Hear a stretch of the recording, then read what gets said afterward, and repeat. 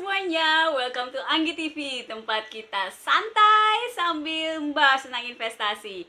Di episode kali ini aku mau ngomongin tentang belajar saham. Karena kemarin itu ada yang nanya di Instagram sama aku, Mbak, kalau aku mau belajar saham, baiknya tuh aku kuliah S2 ngambil jurusan saham, atau ngambil sertifikasi, atau belajar sendiri. Ini kayaknya pertanyaan yang cukup umum gitu, banyak yang nanyain kayak gini ke aku. Jadi aku mau sharing pengalaman aku dan pendapat aku tentang cara terbaik untuk belajar saham.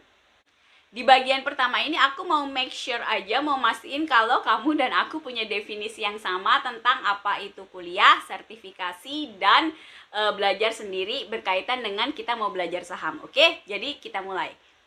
Kalau kuliah itu biasanya setahu saya tidak ada kuliah yang khusus jurusan tentang saham.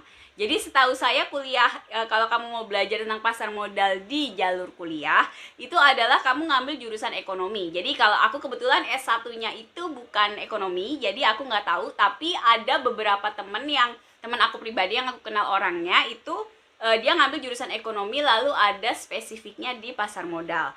Nah kalau aku pribadi itu aku kuliah saham nggak mbak? Saya tuh kuliah saham nggak gitu kan? Saya kuliah saham tapi di S2, jadi saya ngambilnya di Magister Manajemen waktu itu di UI dan spesifikasinya pasar modal. Nah kalau sertifikasi itu beda lagi. Jadi kalau sertifikasi tuh ibaratnya kayak ujian punya SIM. Jadi kamu belajar nyupir tuh bisa di mana aja kan gitu loh. Tapi kalau kamu mau jadi supir yang legal di jalanan dan tidak kena semprit, itu kamu harus punya SIM. Dan untuk bisa punya SIM, kamu harus ikut kayak ujian yang di kantor polisi dan segala macam. Nah, kira-kira sertifikasi tuh kayak gitu, apa fungsinya. Jadi kamu belajarnya boleh dari berbagai sumber. Tentunya setiap sertifikasi biasanya punya kayak standar pendidikan tertentu gitu, misalnya harus S1, tapi biasanya ada yang biasanya sih membolehkan banyak jurusan gitu ya, jadi nggak harus kayak anak S1-nya harus ekonomi maka baru bisa ngambil sertifikasi, itu nggak. Setahu saya, balik lagi cek karena ada banyak bentuk sertifikasi, nanti mungkin aku taruh di samping gitu ya, macam-macam sertifikasi yang cukup terkenal terutama di pasar modal. Nah jadi biasanya kalau sertifikasi itu kamu itu ujiannya gitu. Kalau kamu lulus ujiannya tersebut, maka kamu secara legal, secara hukum itu dinyatakan mampu untuk mengemban tugas-tugas tertentu sesuai dengan spesifikasi si sertifikasinya tersebut. Kalau kamu mau belajar tentang 3 sertifikasi yang kayak bukan wajib sih, yang kayak penting banget di pasar modal tuh udah aku bikinin videonya ya, tentang waktu itu aku bahas tentang kayak mulai kerja di pasar modal tuh gimana, tonton aja videonya di sini.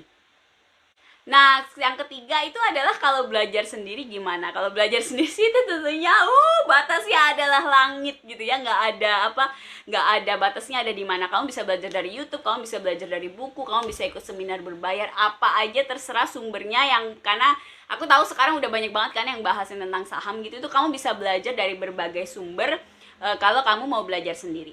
Nah pertanyaannya itu biasanya ujung-ujungnya adalah, Mbak, terus aku milih yang mana dong gitu kalau aku mau belajar tentang saham. Biasanya aku kalau dikasih pertanyaan kayak gini, belajarnya dari mana, bagusan kuliah, sertifikasi, atau belajar sendiri? Itu biasanya aku balikin lagi ke orangnya yang nanya gitu kan. Kamu itu belajar saham tujuannya mau apa? Kamu mau bekerja di pasar modal atau merasakan bekerja di pasar modal, atau kamu cuma cuan oriented, pokoknya kamu pengen bisa making money, bisa ngambil profit di pasar modal. Kalau misalnya tujuan kamu itu yang pertama, aku pengen kerja mbak, ngerasain kerja misalnya di pasar modal, itu sih tentunya aku sih ngerasa kamu harus butuh 2 jalur ya, antara kuliah sama sertifikasi.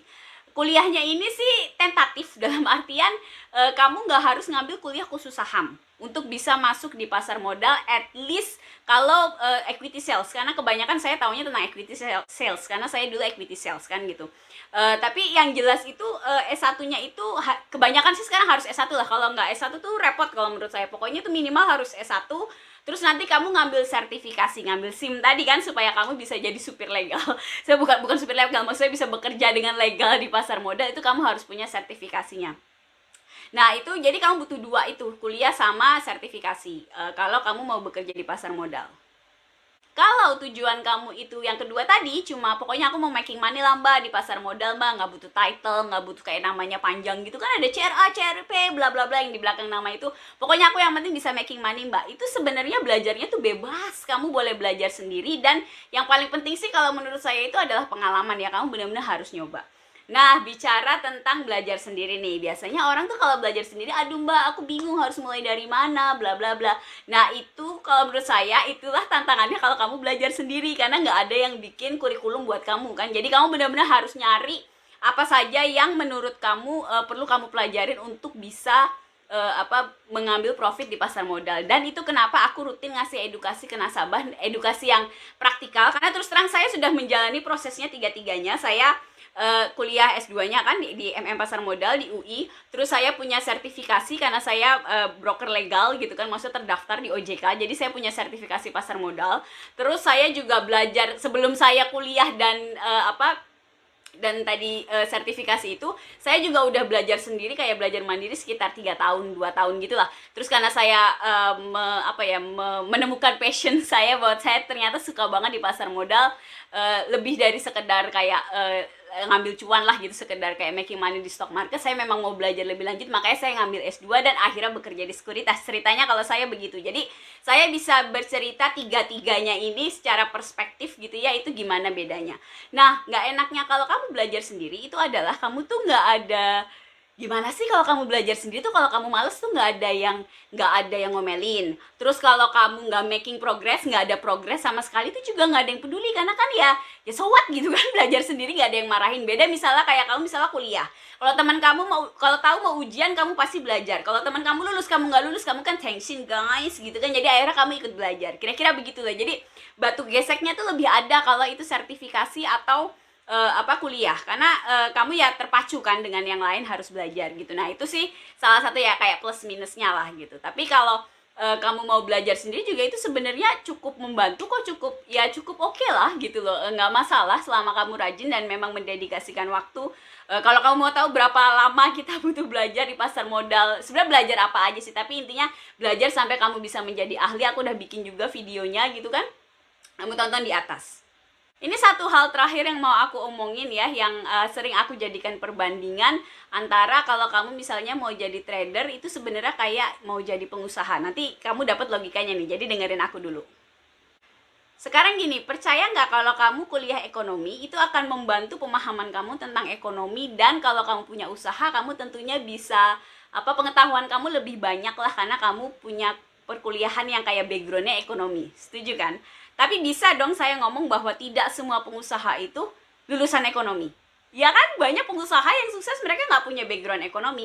Tapi karena mereka usahanya sukses, usahanya jadi besar, mau nggak mau, karena bisnis pasti berhubungan dengan ekonomi, mereka pasti belajar tuh secara otodidak, entah karena tuntutan pekerjaan, entah dengan baca buku, entah dengan nanya teman dan segala macam. Tapi pasti pengusaha yang kayak udah berhasil, pasti dia sedikit banyak ngerti tentang kondisi ekonomi. Kira-kira begitu gitu loh logikanya. Jadi trader yang mumpuni di market gitu ya, yang bisa bertahan di pasar modal, itu pasti sedikit banyak bakal paham tentang ekonomi, bakal nggak kalah dengan anak yang kuliahnya ekonomi. Tapi orang yang kuliah, yang belajar saham misalnya lewat sertifikasi maupun lewat lewat kampus gitu ya, kuliah resmi, degree gitu, dapat gelar, itu belum tentu, ya kan, belum tentu bisa bertahan di market secara trading secara mandiri. Itu memang kenyataannya begitu. Jadi saya tidak dalam posisi yang kayak kalau gitu ngapain kuliah, karena terus terang banyak sekali value yang didapat dengan kuliah kayak yang saya alamin gitu ya di pasar modal pada saat itu memang tidak langsung membuat saya lulus lalu saya jadi saingannya Warren Buffett, lalu saya hebat semua hal dan menguasai jadi orang paling hebat di market. Enggak sih, saya masih belajar kok sampai sekarang gitu loh tentang bagaimana mengelola portofolio dan segala macam gitu. Tapi saya tetap bilang itu ada value yang nggak bisa dibayar pakai uang kalau kamu menempuh sebuah pendidikan formal yang fokus di bidang yang kamu suka. Dan itu emang worth it. Kalau emang kamu mau ambil aja. Dan balik lagi, kalau kamu milih, aduh mbak aku kayak males deh mbak kalau kuliah pengen belajar sendiri aja, oke, it's fine belajar sendiri, tapi tolong yang berdedikasi. Belajar sendiri itu bukan scrolling di Instagram terus kamu komen-komen sama influencer yang lagi pom-pom saham. Itu bukan belajar saham ya, maaf dengan segala hormat gitu. Jadi kamunya harus lebih berdedikasi kalau kamu mau belajar sendiri tentang saham. bener-bener nyari material yang bagus lah. Di YouTube juga banyak, kamu bisa follow YouTube aku juga. Mau ikut edukasi aku juga yang tadi udah aku terangin, silakan gitu kan. Itu banyak yang bisa, harus harus benar-benar kamu pelajarin secara berdedikasi gitu loh. Jadi misalnya satu hari kamu khususin 1 jam buat belajar saham. Dulu saya begitu, saya bahkan lebih dari 1 jam dulu, yang kayak 6 jam lah ada kali sehari. Kebetulan waktu saya memang banyak pada saat saya baru mau mulai belajar saham waktu itu kan. Jadi benar-benar harus berdedikasi ya, anggap aja kayak orang les bahasa Inggris gitu kan. Seminggu 3 kali kamu datang, nah ini kira-kira kamu untuk les saham yang materinya kamu cari sendiri gitu kan, berpetualang di dunia online, tapi kamu harus mendedikasikan waktu dan benar-benar latihan sampai kamu bisa profit konsisten di pasar modal. Kira-kira gitu sih ulasanku. Menjawab nggak ya pertanyaannya? Jadi mana yang lebih penting, kuliah, sertifikasi, atau belajar sendiri?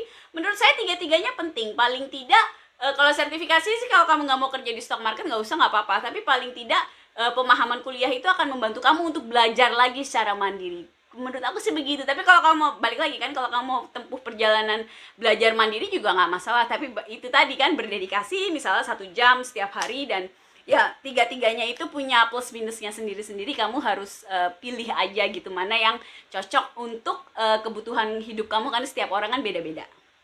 Jadi gimana menurut kamu dari 3 hal yang aku sharing tadi? Mana yang menurut kamu paling menarik, atau mana yang menurut kamu cocok untuk kehidupan kamu pribadi? Sharing coba di bawah di komen biar aku tahu pendapat kamu gimana sih tentang uraian aku ini. Jangan lupa juga follow Instagram aku gitu ya, biar followerku banyak gitu kan. Terus kalau ada pertanyaan juga silakan, boleh di DM, boleh di chat. Oke, kasih aku ide buat bikin konten selanjutnya. I'll see you in the next video. Oke, oh jangan lupa like, subscribe, dan share video ini ke teman-teman kamu. Oke, bye.